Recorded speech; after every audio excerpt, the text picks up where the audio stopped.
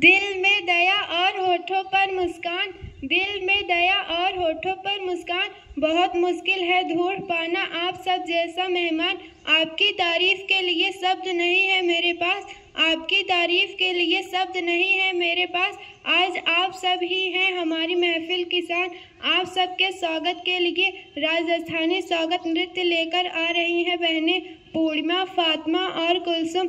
भैया बहनें तालियों से स्वागत करें।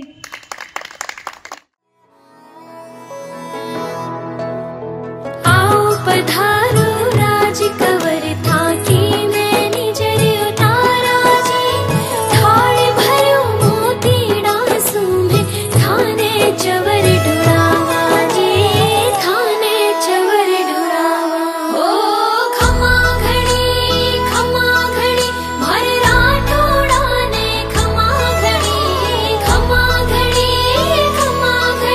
भर रजपूता ने खमा घड़ी। मन डेरा मोर बोले सारा ठोड़ा ने खमा घड़ी, मन डेरा मोर बोले सारा ठोड़ा ने खमा घड़ी।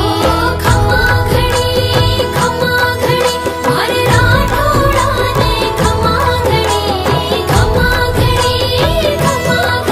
भर रजपूता ने खमा घड़ी। मन डेरा मोर बोले सारा ठोड़ा ने खमा घड़ी, मन डेरा मोर बोले सारा ठोड़ा ने खमा घड़ी।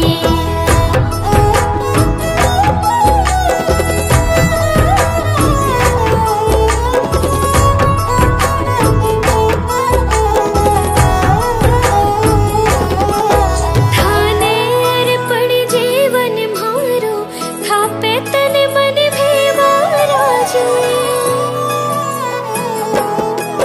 थाने पड़ी जीवन मारो थापे तन मन भेवारा जी। थाकी जे कार सदा होवे थापे हर बाजी हारा जी, थापे हर बाजी हारा जी।